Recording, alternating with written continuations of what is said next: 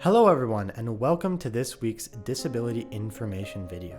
We're going to be talking about sensory processing disorder. So before we kind of launch into exactly what a sensory processing disorder is, I just kind of want to give a bit of background and set kind of the context in your guys' minds about how we're using sensory data day to day and how most people use it. So sensory processing refers to your body and brain's natural ability to interpret and respond to sensory information from the environment.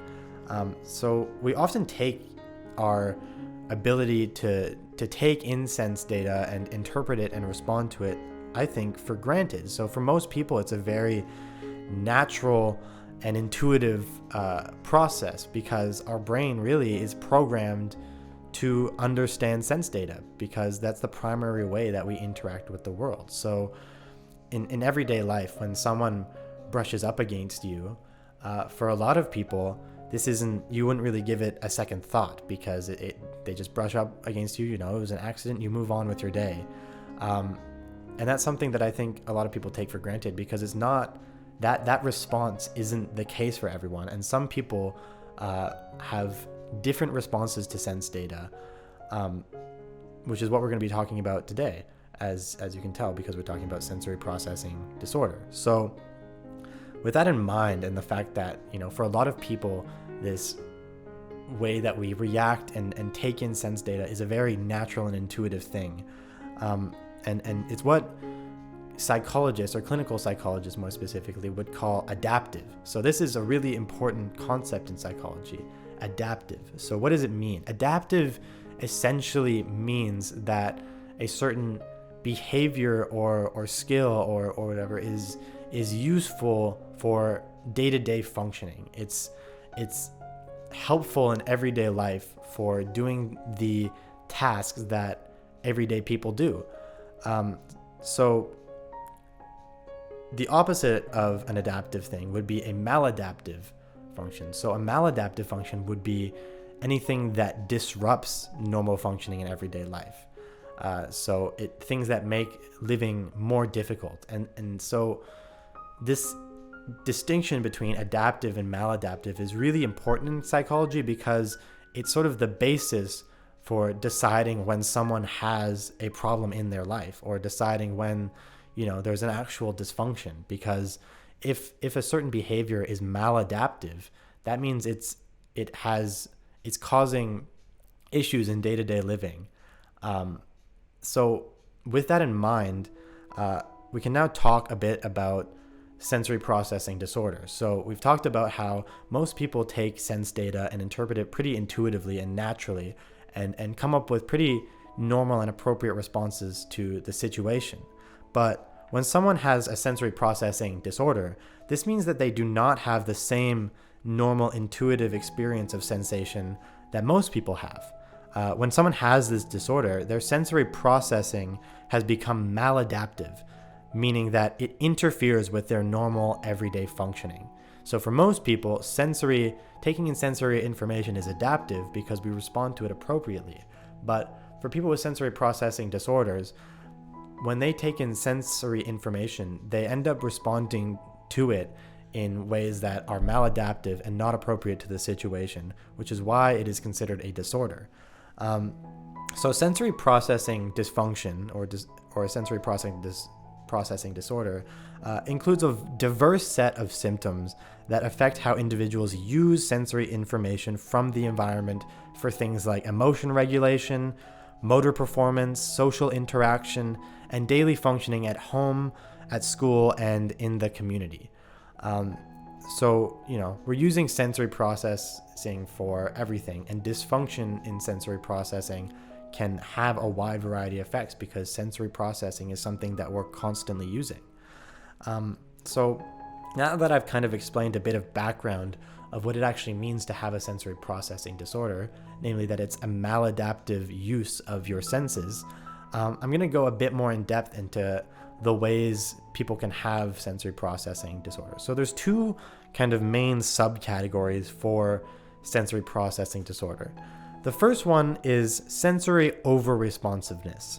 So sensory over-responsiveness occurs when your senses are overexcitable, leading them to become too easy to stimulate, which makes people prone to overstimulation, and that sort of is the root cause of the dysfunction. So imagine if things like small noises constantly caught your attention, or you were scared by an unexpected touch. So it's these small details that most people wouldn't pick up on. They pick up on these things that other people wouldn't necessarily detect. So a small noise may make them jump where a normal person would just kind of go on with their daily life. So that's sensory over-responsiveness. Sensory under-responsiveness, on the other hand, is when your senses don't respond enough to sensory stimulation. So, for example, sensory data is not being registered or processed properly. This could include something like not feeling things with your hands. Imagine if you had numb hands and your sense of touch was affected, so you couldn't feel yourself holding things. This can lead to things like, for someone who has sensory under-responsiveness for their touch, maybe they'll be holding something like a glass and then they just don't notice when their grip loosens and they drop the glass. So sensory under-responsiveness can lead to things like clumsiness and dropping things and things like that, which is why it can become maladaptive. So it's important to recognize that these two categories are not mutually exclusive. They can occur in the same person. So someone can have some senses that are over-responsive and other senses that are under-responsive at the same time. So it's not like someone is purely over-responsive to sense data and someone else is completely under-responsive to sense data. Someone can have both. But the important aspect of it that I discussed earlier is the fact that the sensory processing is maladaptive. It creates dysfunction in everyday living. The reason this is important to recognize is because there are actually cases of sensory processing abnormalities that do not cause problems in daily life.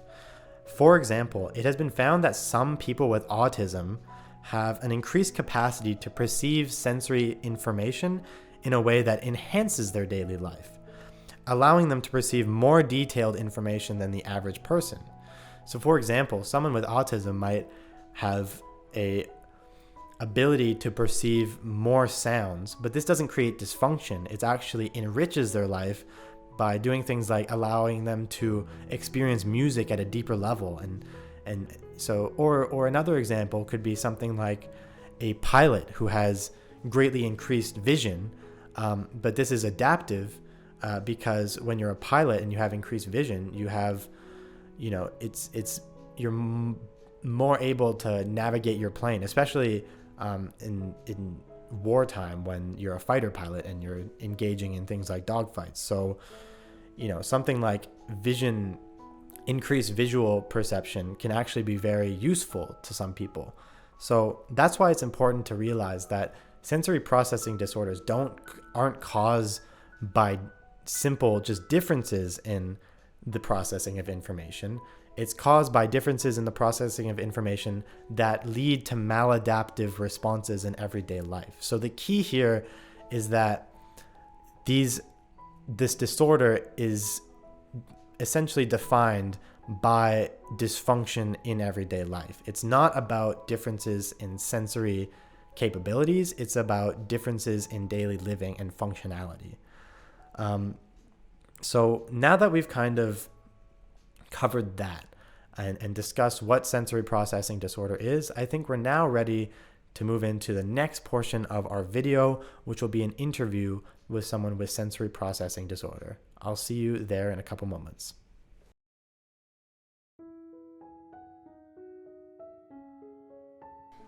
Hello everyone, and welcome to this week's interview portion of the RCD ShareNet disability information video on sensory processing disorder. So joining me this week is my coworker Dave, who is the community outreach coordinator at RCD, and he's going to give us a bit of insight into one aspect of his overall disorder, which is sensory processing disorder.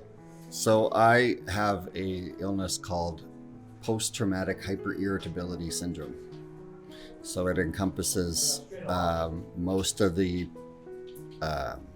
symptoms of fibromyalgia, lupus, and chronic fatigue, or myofascial encephalopathy. Big words. Yes. And one of those aspects, depending on the person, because some people with fibromyalgia, I don't have a lot of the gut problems and the digestive problems where most of the females who have fibromyalgia do, but I don't. So everyone's different. But one thing that I am hypersensitive to is stimuli. So it's very similar, and it becomes, and it's strange because I was basically a stress junkie, and I worked in places that had a lot of sensory. Yeah.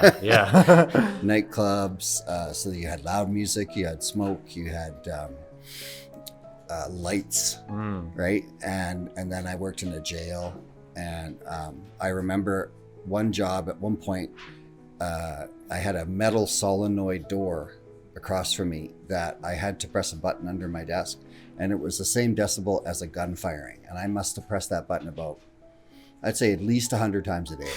Just for fun? And it was just about as far from you, or maybe that light away. I was just part of No, the because job? people were coming in the door. Okay, that makes sense. But And you're just sitting bang. there all day long, going bang, bang, Oh. all day long. Yeah. Gotcha. So, so basically, you're sensitive to something that other people wouldn't really even notice. Or sense, right? Yeah. These are stimuli that most people wouldn't, going throughout their normal day, would be like, they wouldn't give it a second thought. But for you, it's a big, sensory experience that is kind of affecting you.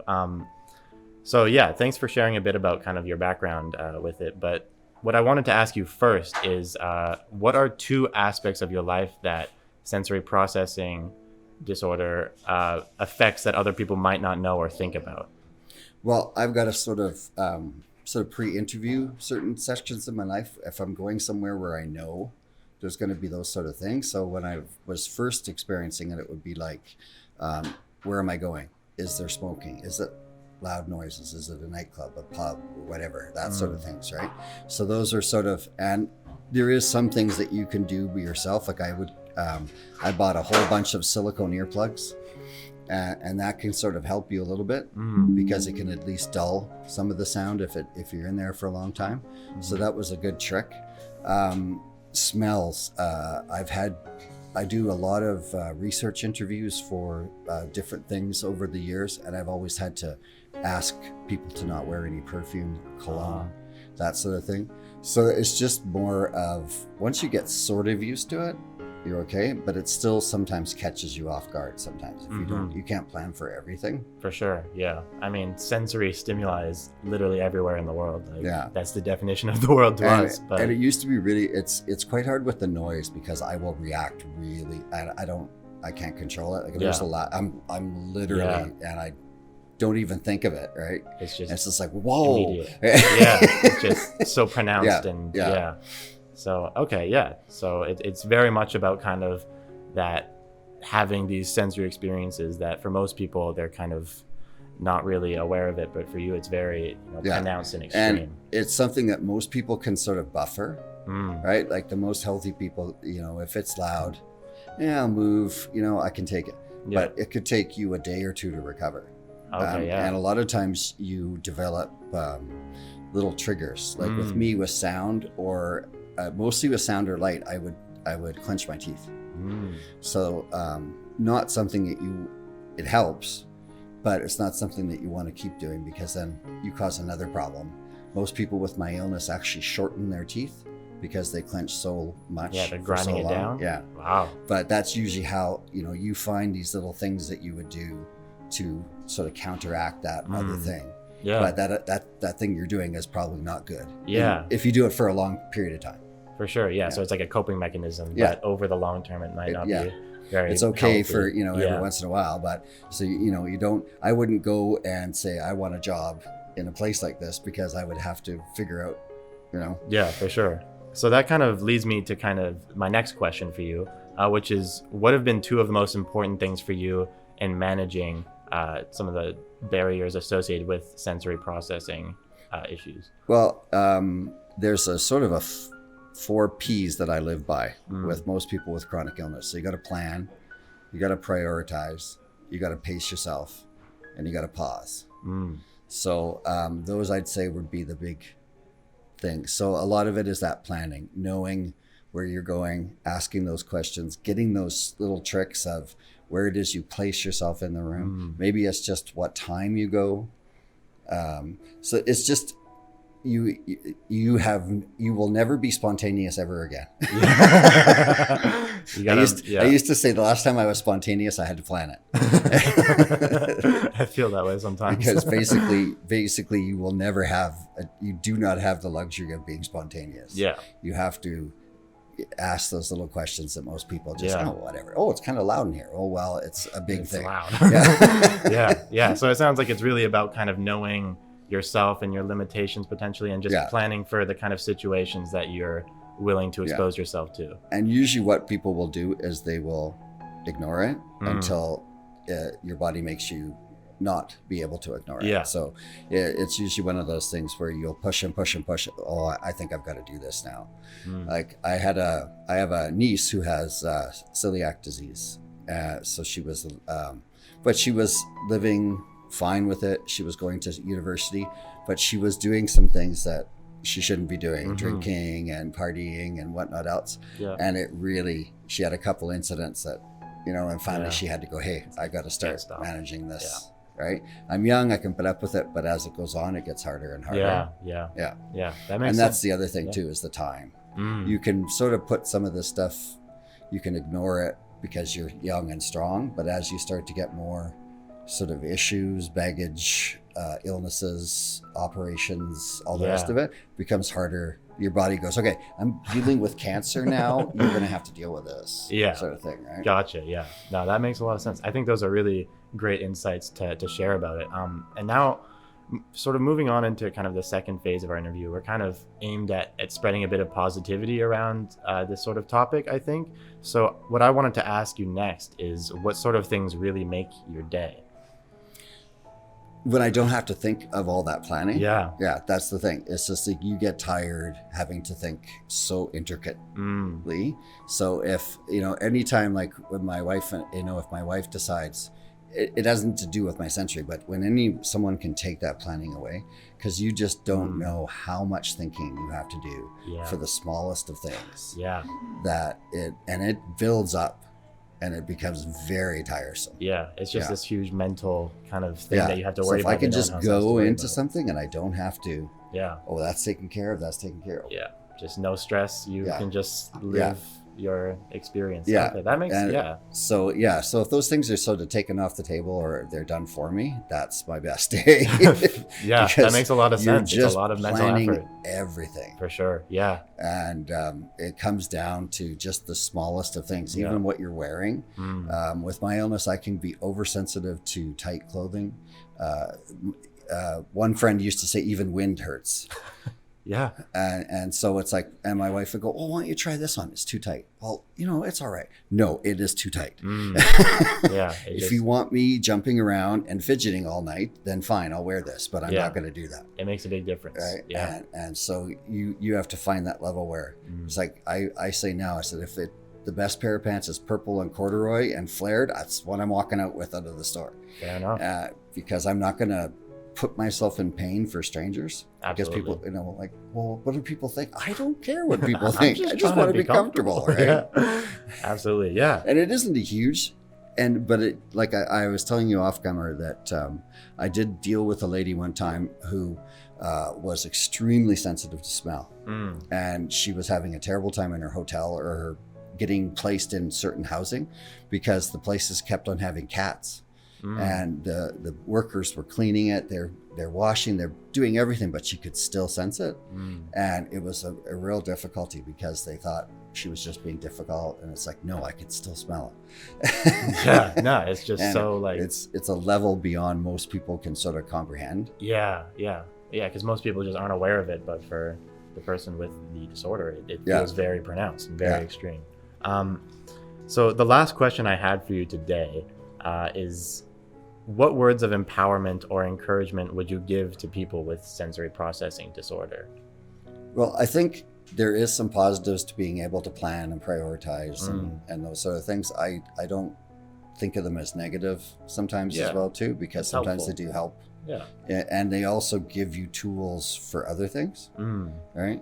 So if you can sort of, I think everyone has to sort of, there's people would go, if you need a cane and the person goes, oh, you're too young to be using a cane, right? You got to get rid of your personal embarrassment factor, right? And you have to take and go, if this is what I need to be better and healthy every day, this is what I'm going to do now. Yeah. Not until you're forced to. Yeah. Right. Yeah. So if I help you just sort of go, yeah, you're right, I really should be doing that, or I really shouldn't be going to the nightclub every night because I have a headache for 4 days. And, right. Yeah. It's just about knowing yourself and acknowledging your personal limitations. And everyone is going to reach it at a different point. Yeah. It's just part of the process, I would imagine. Yeah. Well, anyways, thank you so much for sharing your insights with us today, and I think it was very valuable information. So thank you everyone for joining us, and we will see you next week.